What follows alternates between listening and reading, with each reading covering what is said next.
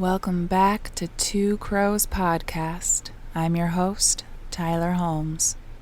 It has been all over the news the last day or two while I'm recording this that a woman was hit in the face with a brick for not giving a man her phone number, which led me to the conversation with several people that this is not abnormal. This is our fear. This is what happens to us when we turn men down, and I have my own stories with this, and I have several from other accounts with people. For myself, I have been called a slut, a whore, a harlot, as well as a bitch, a fuckface, and a terrible human being. Why? Because I told men I was not interested. Mind you, I also did it in a very kind fashion. But since that has happened to me, I have come to play a game with different ways that I can turn men down that brings me a little bit of joy because they're gonna act like assholes anyways. And honestly, calling them out in a way that makes me seem less sheepish seems to actually make them react less poorly. Poorly nonetheless, but less poorly.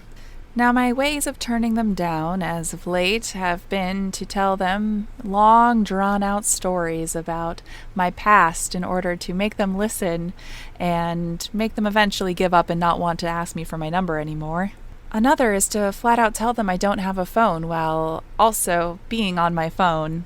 Sometimes I tell them my father, the Sultan, will not allow me to date commoners. Alas, none of them really work. None of them at all. I still get called the same names, but they're less physically aggressive and less in my face lately when I do that. Maybe that's just COVID. They're afraid I'll spit on them. So I'll dive into a few stories that women have encountered by turning someone down. This first one is an unknown woman in San Francisco. A 49-year-old woman was approached on the street one evening by an unknown man who asked her on a date. And she said no. The man then punched her in the face. She lost consciousness. Strangers approaching me is so terrifying because you never know what this person is going to do. Especially someone being a little well known in the area, they may think that they know me and I do not know them. And so they feel emboldened to come up to me and talk to me when I have no clue who this person is.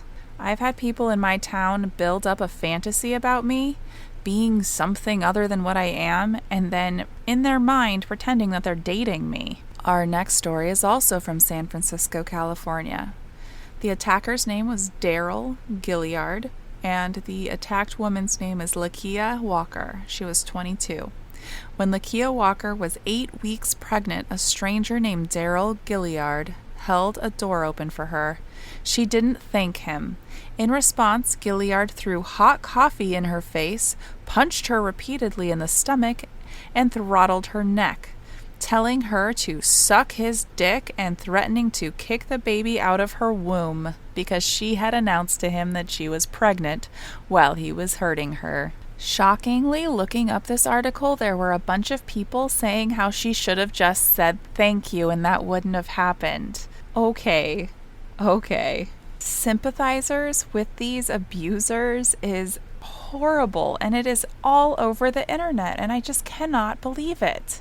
Our next victim is Raylan Vincent. She was 22 from Chico, California. Raylan Vincent was walking home from her boyfriend's house on a Saturday night when an unknown man pulled up next to her in his car.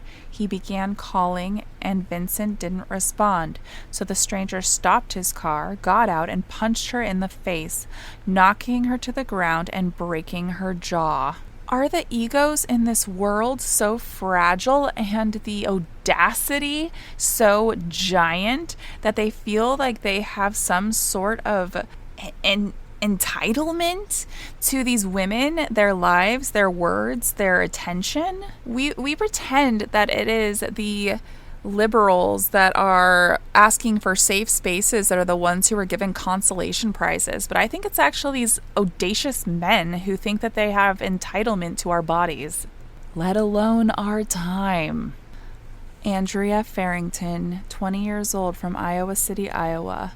Andrea Farrington turned down Alexander Kozak, a security guard at the mall. She was an employee at the mall. After he left her notes on her car expressing his interest, days after Farrington's 21st birthday, Kozak shot her 3 times in the back while she was at work, saying he did it because she wouldn't give him the time of day. According to the Monitor, 6 women are killed by men every hour in a global pandemic of femicide. More than half of women and girls killed by men are murdered by their current or previous partners, according to the World Economic Forum. 137 women across the world are killed every day by a partner or member of their own family. A total of 50,000 women a year murdered by people they know and should be able to trust. Yet another thing women are still criticized for, ensuring their own safety. I once said no thank you to a man when I was 19 and didn't have an excuse, and he punched me in the face after that. Whether or not I have a boyfriend, I say I do. Being a woman is truly constantly scary. It's like existing on thin ice, stated by actor Jamila Jamil in The Guardian. As I stated from my own personal story in the Is This Pro-Life episode a couple weeks ago, I turned the same guy down who was a teenager when I was 10 years old until I was 17. And he was assaulting me that entire time. And when I told somebody when I was 10, no one believed me. I mean, to an extent they believed me, but they believed I was doing something to promote it happening. And so I finally dropped it and stopped saying anything about it. When I was 17, he got me pregnant. And everyone still blamed me, saying I was leading him on that entire time. Which I don't know how a 10-year-old leads on a high schooler. Like, we say that women are more likely to be killed by domestic partners or previous domestic partners. But we are harmed by men in public that we don't know all the time, and we take those microaggressions and push them way down because of the big events that happen most frequently in relationships. Yes, it is more likely to be killed and assaulted by someone we know, especially if we're at a young age. But those microaggressions of harming us, calling us names, and the posturing at us when we turn them down in public is from strangers as well. I started getting whistled at in a full sweatsuit, yes, a very ugly gray Walmart sweatsuit, when I was about 10 years old walking down the street to go to school. That's not okay to do to grown women, let alone to children. Literal children. Yet they tell us to cover up and us to do things to not make those men see us as sex objects. But a 10-year-old is not a sex object no matter what she's wearing. And I was wearing a full-on sweatsuit and they're still doing it. So it is not about what we wear. So before I dive deeper, I know that a lot of people have an issue with the term toxic masculinity, which they believe refers to masculinity in general being toxic, which is not the case. Toxic masculinity refers to the notion that some people's idea of manliness perpetuates domination, homophobia, and aggression. Toxic masculinity involves cultural pressure for men to behave in a certain way, and it's likely this affects all boys and men in some fashion. So to fight toxic masculinity and to be able to still perpetuate your own idea of what manliness is to you, and allowing yourself to have those aspects and the ideal of what you see as chivalrous or masculine, but not perpetuating it in any way that oversteps on anyone else, whether it's calling somebody a derogatory name because you think that they act less quote-unquote masculine than you. Masculinity is a very wide array of aspects that is seen on a scale. And if somebody is just trying to impress other men by acting the way that other men want them to act, that's a very strange thing to want to perpetuate. When your way of living is to dominate over other people, whether that be how many women you can sleep with, the way that you treat your wife to impress your friends, just to make you seem more manly, like you have her under control so that other people don't see you as less masculine. That's not actual masculinity. That is toxic behavior. It's abusive behavior. You perpetuating your gender roles onto other people is toxic. There are no real gendered roles. Different cultures in society have seen roles based on gender, social economic standing, on personality types, times that they were born, and we perpetuate those roles onto people in an arbitrary way that doesn't make any sense, when it really should be individuals and how they want to maneuver around the world and interact with others. This next story comes from Vice. The man approached 4 women at a table in a restaurant and placed his hands on one woman's back. When she pushed him away, he started beating her. He violently dragged her out of the restaurant by her hair before his companions joined in, raining blows and kicks on the woman as she lay on the floor. They also knocked down her friend and struck a woman that tried to intervene. Security footage of the shocking incident at a restaurant in the city of Tangshan in Hebei province went viral on Friday and has caused an uproar in China.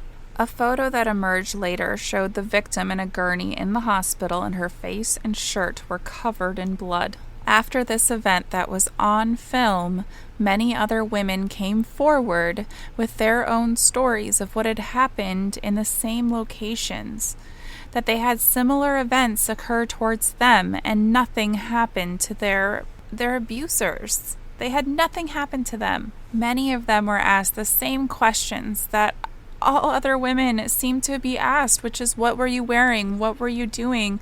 How were you perpetuating yourself to him in a way that he would want to do that to you?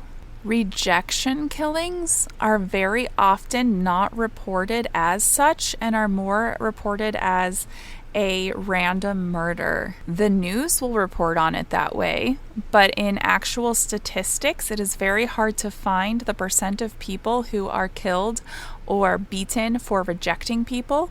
Yet, individual stories are everywhere.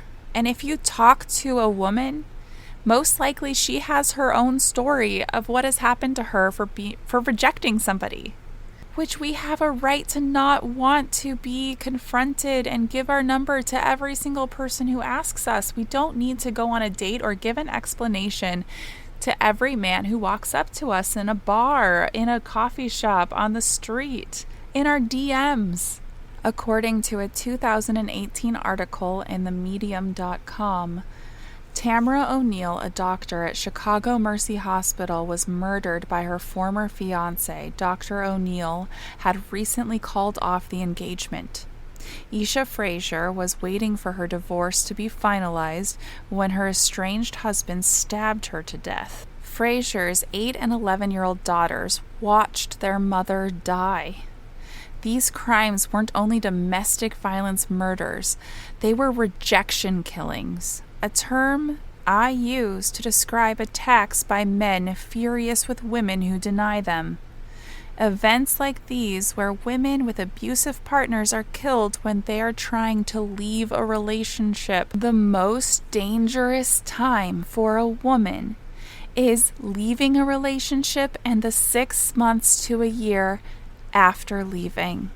There's a reason that women give out fake phone numbers or invent boyfriends. We've learned that our own lack of interest in something is not a valid enough reason to say no. Plus, we never know how angry a rejected man is going to get.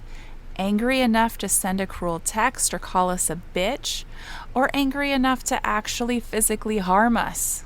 The sexual entitlement that men feel throughout time is seen in laws, it is seen in relationships, and it's seen in societal pressure. all of those films that we grew up with, us millennials, of men just wanting to lose their virginity. They didn't care who to. They didn't care about the other person. It's about them getting something that they feel they need, that society has placed as important. In our Frightening Frauen series, we have encountered this many times throughout history and events with women, and we've seen the good and bad men in those stories. There's good men doing exactly what they should be doing, which is supporting people, supporting their partners, and helping them with their goals and their dreams, just as their partners help them with theirs. We praise this behavior as extra. We praise men who take care of their children the way that they should as doing something above and beyond. Yet, on women, it's an expectation. It's about time we turn the tables and gender roles go out the window and we do what's best for our families. We need to talk about these stories. We need to talk about what happens to us when we do reject people, because this needs to not feel isolating. You are not alone. If you see someone in public that is obviously uncomfortable in the situation that they're in, pretend you know them and go up to them. It's better if it's a woman in the group doing this and other people in the group watching what happens so that you can step in if something needs to be done. But there's safety in numbers. I know we hear it all the time, but we are much safer if we are in numbers. And if you see a woman alone and very uncomfortable, or even two women alone and uncomfortable, do the right thing. Do something. It is so scary to reject a person who is persistent. They do this as an art. They do it to knock some notches on their bedpost. They do it to have a story to tell to their friends. They do this often. You are not the first one. They are used to this, and they feel entitled to you. And women, if this does happen to you, feel free to find an older looking woman in the area that you're at and walk up to her and call her Mom or Aunt Catherine and tell them that you missed them and you were looking all over for them. We will get the hint. Most likely that other woman that you're going up to has had the same thing happen to her many times over. Part of me is pretty thankful that I can't really go out in public right now because of my hips and my health. So it's hard even in a small town. Even here, I believe we have 13,000 people in this town. And even in this town and everyone knowing everyone and frequenting the same places, it still happens here. If you have your own story of rejecting somebody or being attacked by someone, I can tell your story for you. We can get the word out there and we can do it anonymously because we want people to not feel alone and feel like real people are out there that understand and get it. Less than 1% of men who assault people spend a day in jail. The entitlement and the bold nature of these aggressions show us exactly what we need to see about how people think about women.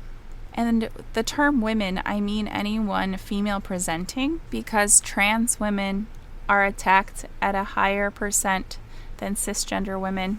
Now, to go back to the original story that brought up all of this for me, because this wasn't the topic I was going to discuss today, is an article by Tatiana Yomari, and I'm really sorry if I got that name wrong. This article came out the day I'm recording this, which is September 5th. In a social post, a woman shares that she was hit with a brick by a man in Houston, Texas after turning him down. Onlookers did nothing to stop it. When women say that it's dangerous to navigate the world as a woman, it's common for folks, mostly people of the opposite sex, to question the statement. Immediately, gender wars ensue as each side makes a point to support their argument. However, the certain states overturning Roe v. Wade to women navigating the corporate world, it's a lot to deal with. Not to mention, women frequently share their horror stories with dating and simply existing as a woman in society on social media daily. Unfortunately, one story has seemingly caused many men to wake up and realize the importance of holding other men accountable for how they treat women. I'm going to pause here and say it is so important for men to call out other men for their behavior when they see it happening, because they're more likely to listen to another man than to a woman, and simply not abusing a woman is not enough. You need to call it out when you see it. In case you've been out of the loop, a woman went viral on Instagram and TikTok in Houston, Texas after she got hit with a brick for turning down a man who was pursuing her. Here's her story. On September 4th, 2023, TikTok video creator Black Mr. Rogers shared a shocking video of a woman in Houston who was assaulted by a random man after she didn't give him her number. Wow, this is what we are doing out here? The video caption reads. As the video starts, the woman shares that a man hit her in the face with a brick and the men in the background did nothing to help her. These are her words from her video. All these black men just watched and they don't give a fuck, the woman said. This man grabbed a rock and hit my fucking face because I wouldn't give him my number. Interestingly, the men in the background asked the woman what she wanted them to do as she showed large swelling on her face. What do I want y'all to do? I want y'all to be a man and fucking do something, the woman said. The men continued to yell at her, and the video progressed to the woman being treated in the hospital. While crying, she explained that she didn't understand why this happened. What have I ever done to anyone in my life to deserve this? I never did anything in my life to hurt anybody, the woman said through tears. Literally, the man asked for my number and I said no. He picked up a brick in front of so many men and asked, "What are you going to do?" I told all the men, "Why does this man have a brick over my face? He's holding a brick and all of these," explicit word, "get in a car. How is this okay? Is this what y'all are doing to women?" It's one thing to want to mind your own business. It's another to see someone being viciously attacked and not do anything about it. The men at the scene could have simply talked the man down or even used force to get him away from the woman. However, they decided to watch the event unfold. So it's no surprise that folks on social media are disgusted. What I find absolutely repulsive is the first video that came up on my For You page was someone responding to a very disgusting video questioning this woman. They said that there's two sides to every story and that she must have done something more than just not give him her number for him to do that to her. Sadly, the things that many of us have been through tell us that that is very probable that it was just her not giving him her number. It's really not our place in these situations to say that the woman most likely is lying because she usually is not. The percent of falsely accused men is less than 1%. Yet we focus on that less than 1% and put it on everyone else. We love to create reasonable doubt around women's experiences, even though it is the same story over and over and over again, and we witness it happening. Not doing something, that is an action. That's you choosing what you're going to do. And nothing, yeah, you have a right to do that. But is it the right action? No. If you can't even physically put yourself there and do something, call it in. I don't care if you think it's silly and not worth it. If you see somebody making someone extremely uncomfortable, go and tell someone who works at that location. Go and tell somebody. Go and tell the police. Do something, because they can do a welfare check on somebody who is out and about in public as well. I'm sorry for this very heavy topic today, but it came across my feed over and over again this morning and I had to say something, especially since demographics show that my audience is about 70% women, 25% men, and 5% non-binary. And I know for a fact a lot of those men completely agree with everything I just said and are the ones saying something. But maybe this will show a few other people that they really need to step up. the laws are not on women's side for men getting in trouble for doing this type of behavior, especially against transgender women, but against all women in general. This is wildly underreported because of the lack of exposure and justice for these circumstances when nothing is going to happen. Why put a woman through sitting in court and being questioned by her abuser and her abuser's attorney and having to be made into a spectacle and for entertainment in order for them to just get off with what they did? It happens day after day after day, and it is sickening. All right, well, on a bright note, last week's episode, the last one that posted, was my birthday. Yay, happy birthday to me. From the time that I'm recording this, it's 10 days until my birthday, and I am excited to hopefully feel good that weekend and go to the Renaissance Festival. I will let you know in an episode I post after that if that's the case, or if you follow me on TikTok. But so you might already know if I did or not by now.